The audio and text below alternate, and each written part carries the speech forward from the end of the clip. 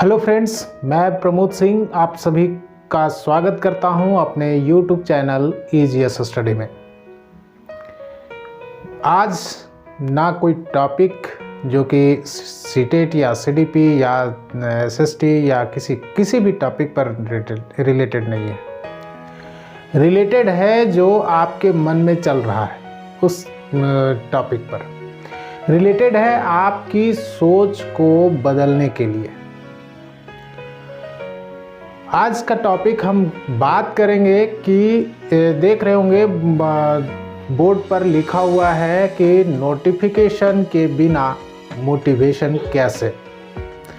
कहने का मतलब है कि ज़्यादातर अभी जो मैंने देखा है और अभी तक जितने भी कमेंट आए हैं फ़ोन के द्वारा, लगभग हमको लगता है कम से कम भी तो 100 से 150 पर्सन्स ऐसे हैं जो कि कम से कम 2 दिन पर 3 दिन पर फ़ोन कर रहे हैं, बोल रहे हैं कि सर नोटिफिकेशन कब आएगा, नोटिफिकेशन कब आएगा।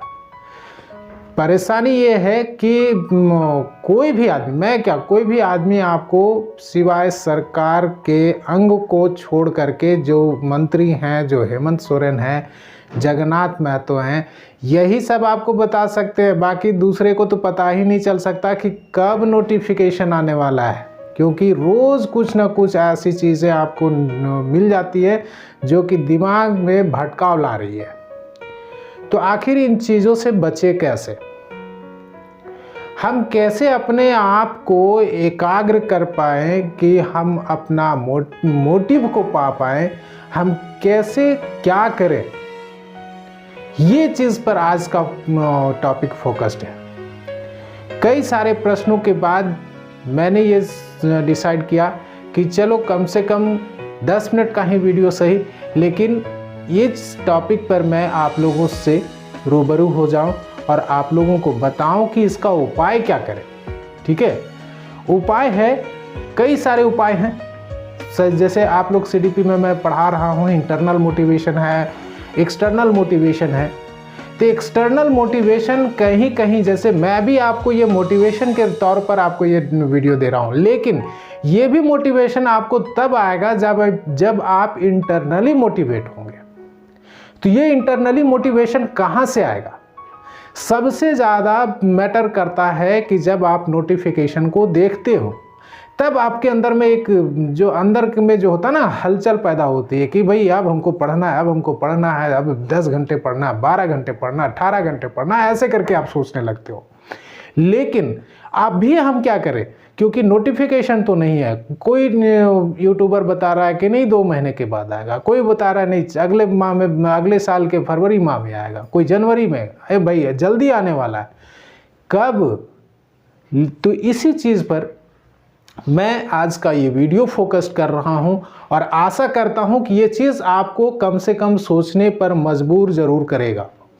ठीक है, सबसे पहले मैं टॉपिक वाइज इसमें आपसे बात करूंगा कि क्या करना है आपको, और जब ये वीडियो देख रहे हो तो क्या आपके अंदर में ये सोच आ रही है या नहीं। ठीक है, आप खुद को मजबूत कीजिए। जब तक आप नहीं मजबूत करेंगे, और कई सारे आप मोटिवेशनल वीडियो देख रहे होंगे, कहा जाता है कि नेगेटिविटी को दूर रखिए, पॉजिटिविटी अपने अंदर में लाइए।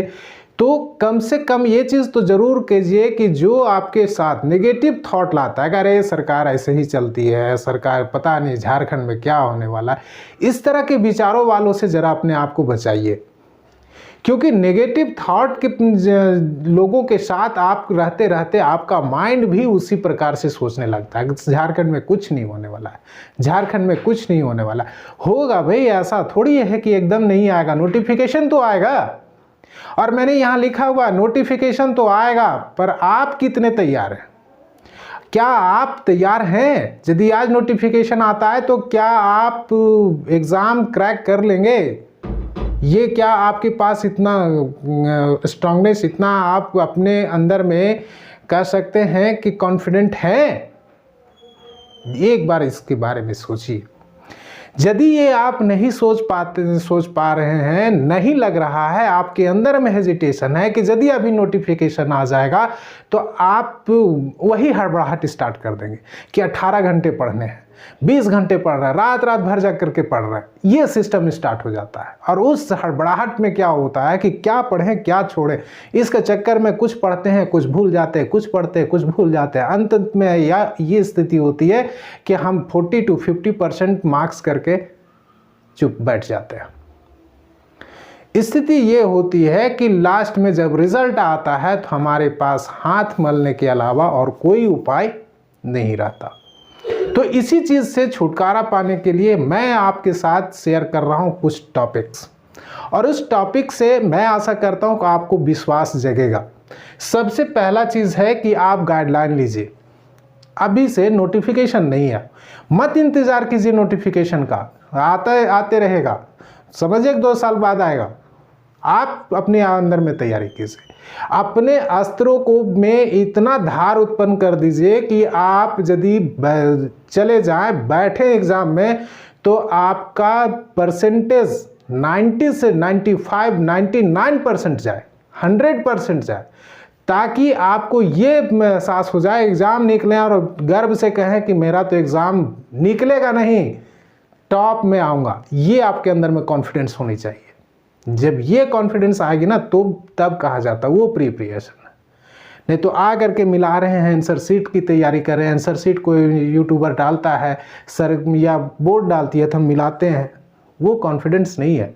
ठीक है, चलिए आइए बात करते हैं। सबसे पहले आप गाइडलाइन, किसी से गाइडेंस लीजिए। अब ऐसा नहीं कि किसी भी अरे गैरों से आप गाइडेंस लीजिए। गाइडेंस 2 तरीके से लीजिए, मैं आपको बता रहा हूं उस तरीके से आप एक बार कीजिए, आप हमेशा मोटिवेटेड रहेंगे। सबसे पहला, ऐसे कोई इंस्टीट्यूशन वाले से पकड़िए या कोई ऐसे संस्था वाले से पकड़िए, कोई ऐसे जानकार टीचर से पकड़िए जो कि तैयारी करवाते हैं। आप उनसे पूछिए कि क्या आप 4 महीने में हमको तैयारी करा दीजिएगा, क्या आप हम कंफर्म कर सकते हैं कि क्या आप हमको 4 महीने में इतना मटेरियल या इतनी चीज़ें बता देंगे कि हम क्वालिफाई कर जाएंगे। उनसे देखिए, वो आपको रियलिटी बताएंगे कि भाई 4 महीने में मैं आपको एक सिलेबस दे सकता हूँ, एक टॉपिक बता सकता हूँ कि ये चीज़ को पढ़ो, ये नहीं कि इतना ही चीज़ पढ़ो, ये कोई टीचर आपको नहीं कहेगा। तो अब उनके पास आप सॉल्यूशन पूछिए कि सॉल्यूशन क्या है सर, तो वो सॉल्यूशन हमेशा एक अच्छे टीचर यदि होंगे, यदि आपका अच्छा भविष्य चाहते होंगे तो हमेशा आपको यही चीज़ बोलेंगे कि भाई अभी से लग जाओ, अभी से लगो।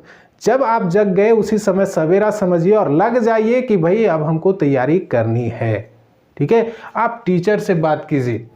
ठीक है, कोई भी टीचर, ऐसा नहीं कि जो कभी तैयारी नहीं किए हैं, कभी एग्ज़ाम में बैठे नहीं हैं, उनके पास आप जाइएगा तो उनके पास एक्सपीरियंस नहीं है। आप ऐसे लोगों के पास जाइए जो एक्सपीरियंस्ड हैं, जो एग्ज़ाम में बैठे हैं, एग्ज़ाम क्रैक किए हैं, उनके पास जाइए, वो आपको सही चीज़ बताएंगे। दूसरा, स्टूडेंट से मिलिए। अब सभी स्टूडेंट से नहीं, ऐसे स्टूडेंट से मिलिए जो कि 2-4 एग्जाम क्रैक कर चुके हैं।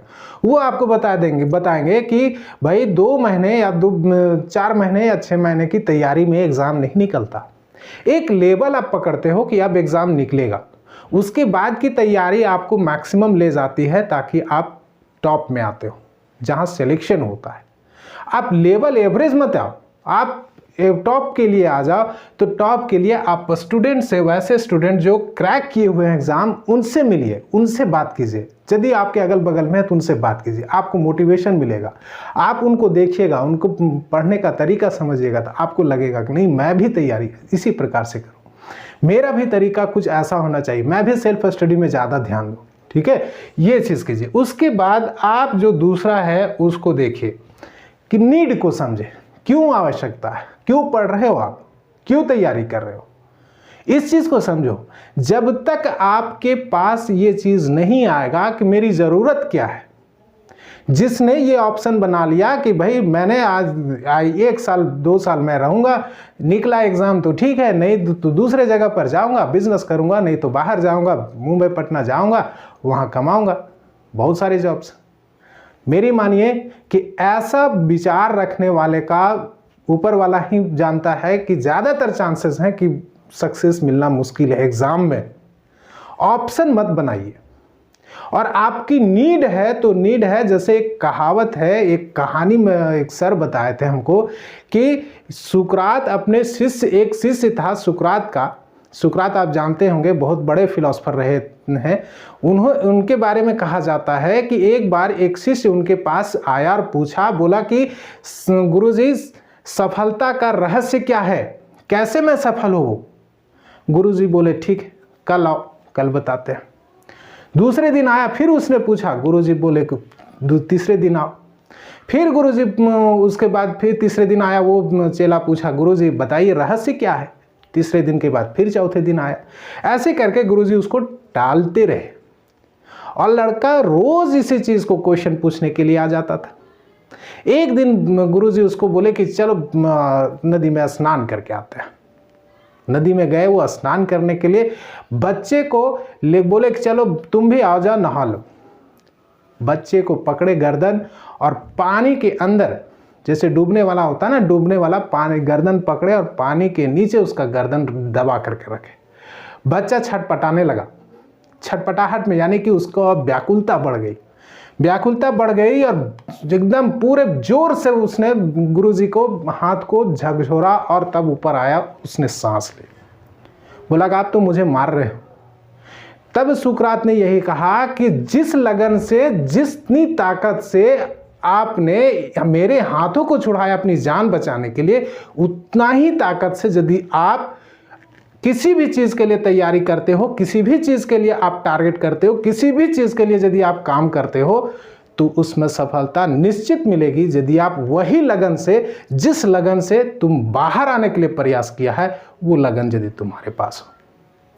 कहने का मतलब है कि यदि आपकी नीड है तो आप उसके अनुसार से सफलता के लिए तड़प अंदर में उठती है ना, और वो तड़प को पाने के लिए एकदम जी जान से जुड़ जाइए। ठीक है। अब जब ये चीज आपके अंदर आती है तो यही एक मार्क्स लगता है जो कि ज्यादातर आदमी गड़बड़ हो जाते हैं। ज्यादातर आदमी सेंटिमेंट्स होकर के एक टारगेट सेट कर लेते हैं कि भाई ये टारगेट तो मैं पूरा करूंगा। अब यहां क्या होता है कि आप अपने स्ट्रांगनेस को, यानी कि दिल की सुने पर जज्बाती ना बने। दिल के सुने जरूर कि मैं आईएएस तो बनूंगा, मैं सीजीएल तो निकालूंगा, चाहे झारखंड सीजीएल तो निकालूंगा, एनी हाउ निकालूंगा, मैं जेटेड 6 to 8 निकालूंगा, चाहे जो हाल हो। ये तो सोच तो लिए मैंने, दिल की बात तो सुन लिए, लेकिन जज्बाती नहीं होना है। जज्बाती यानी जज्बात में यदि आप आ गए, सेंटिमेंट्स में आ गए, तो सेंटिमेंट्स में आप अपना स्ट्रांगनेस भूल जाते हैं कि मेरे अंदर स्ट्रांगनेस क्या है। ठीक है। हो सकता है कि आपके अंदर में स्ट्रांगनेस हो कि एसएसटी में ज्योग्राफी और हिस्ट्री बहुत अच्छी पढ़ाते हो और आप चुन ले यदि इकोनॉमिक्स और सोशलॉजी, तो आपका क्या हाल होगा सोच लीजिए।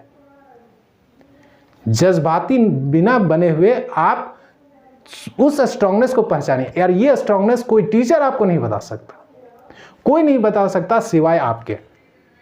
आप अपने आप में ढूंढिए कि मेरे अंदर में स्ट्रांगनेस क्या है और उसके अकॉर्डिंग आप तैयारी कीजिए। हर एक का होता है। जैसे जब मैं तैयारी कर रहा था तो उस समय एसएसटी मेरा सबसे स्ट्रांग सब्जेक्ट था, मैथ्स एवरेज था, तो मैंने इसी पर ज़्यादा फोकस किया ताकि यदि इससे 60 मार्क्स यदि क्वेश्चन आ रहे हैं तो मैं 60 में प्रयास करूं कि 55 से ऊपर जाऊं, और इसमें एवरेज रहा तो मेरा मार्क्स इसमें बढ़ेगा और मैं टॉप में आऊंगा। इसके लिए प्रयास करता। आपका हो सकता है दूसरा सब्जेक्ट, उस सब्जेक्ट को इतना पकड़ बना लीजिए कि उसमें आपका चाहे जितना टफ क्वेश्चन पूछ दे, एवरेज से आपका 10% 15% मार्क्स ऊपर रहेगा। ये टारगेट लेकर के चलिए। कहने का मतलब है स्ट्रांगनेस के अनुसार से आप अपना एम बनाइए। साथ में जो सब्जेक्ट आपका वीक है उसको एवरेज तक जरूर लाइए। ऐसा नहीं कि उसको एकदम छोड़ दीजिए, एवरेज तक लाइए उसको। ठीक है। चलिए नेक्स्ट आगे देखते हैं कि मॉक टेस्ट। अब आगे है कि यदि आप तैयारी कर रहे हैं तो बीच बीच में होता है ना कि 2 दिन 4 दिन 10 दिन हम पढ़े, बड़े लगन से पढ़े, और फिर हम लोग का जो होता है नेचर एक बन जाता है कि 4 दिन 10 दिन के बाद फिर हमारा जो मोटिवेशन होता है वो वीक पड़ने लगता है। और के कारण से फिर वही स्थिति आ जाती। अब इसके लिए सबसे बढ़िया उपाय है कि 15 दिन में, 10 दिन में, 1 महीना में आप टेस्ट में भाग लीजिए। कोई भी इंस्टीट्यूशन यदि वो उसको टेस्ट करा रही है तो उस इंस्टीट्यूशन में टेस्ट में आप पार्टिसिपेट कीजिए। टेस्ट में यदि आप पार्टिसिपेट करते हैं तो आपको एक मार्क्स मिलता है उसमें, और मार्क्स आपको लगेगा, आपको बताएगा कि आपकी तैयारी किस ओर जा रही है। और उस समय आपको लगेगा नहीं, मैं तो अब 60% पहुँचा, अब हमको 70% जाना है, 75% जाना है, 80% जाना है। इस चीज़ को आप कीजिए, ठीक है। मॉक टेस्ट में ज़रूर भाग लीजिए, ये आपको सेल्फ मोटिवेशन के लिए बहुत ज़रूरी है। नेक्स्ट आगे देखते हैं, उसके है ओनली 1 ऑप्शन, जिसके बारे में मैं आपको बता चुका हूँ। सिर्फ एक ऑप्शन रखिए, ऑप्शन 1 बनाइए। ऐसे तो ज़िंदगी बहुत सारे ऑप्शन आपको देगी, लेकिन ये 5 साल 6 साल जो आपके समय है ना, वो आपको फिर नहीं आएगा। आप ये समय का सदुपयोग कीजिए, और इस टाइम में यदि आप अच्छे मेहनत कर लिए हैं तो मैं दावे के साथ कह सकता हूं कि आपको सक्सेस पाने में या कोई भी एग्ज़ाम क्रैक करने में कोई भी नहीं हरा सकता। आपको निकालेंगे आप रिजल्ट, ऐसा नहीं कि नहीं निकालेंगे। कौन निकालता है भाई? निकालता कौन है? क्या उसके 10 पैर हैं, 10 हाथ हैं, 10 सिर वाला थोड़ी है। रावण तो थोड़ी है जो कि 10 सिरों से सोचता, वो भी हम ही लोग के जैसा है। आप उसके अनुसार से सोचिए, वो उसके पास वही 24 आवर्स है, हमारे पास भी 24 आवर्स है, तो मैं क्यों नहीं निकालूंगा? ये चीज़ को आप समझिए। बिना इसको समझे, बिना अपने आप को सेल्फ मोटिवेटेड रखिए। और सेल्फ मोटिवेशन का सबसे बड़ा चीज़ है ये आपको जो मैं बताया हूँ। आशा करता हूँ कि ये चीज़ आप फॉलो कीजिएगा और तैयारी कीजिएगा। मैं किसी भी एग्ज़ाम्स को टारगेट लेकर के नहीं बता रहा हूँ कि जेटेट के लिए ये कीजिए, सीजीएल के लिए कीजिए, और कोई एग्ज़ाम के लिए ये कीजिए। कोई टारगेट नहीं है। किसी भी एग्ज़ाम की आप तैयारी कर रहे हैं तो आप इस चीज़ को फॉलो कीजिए। निश्चित तौर पर आप सेल्फ मोटिवेटेड रहेंगे, आपको आगे बढ़ने में ये सहायता करेगी। मिलते हैं अगले वीडियो में एक नए टॉपिक के साथ। कहने का मतलब है कि अपने जो ट्रेंड में है, कहे जो अभी CDP का क्लास ले रहा हूँ, उसी का एक नए टॉपिक या खोटा के एक टॉपिक के साथ आपके साथ मिलता हूँ अगले वीडियो में। आप सभी का धन्यवाद। Thank you for watching.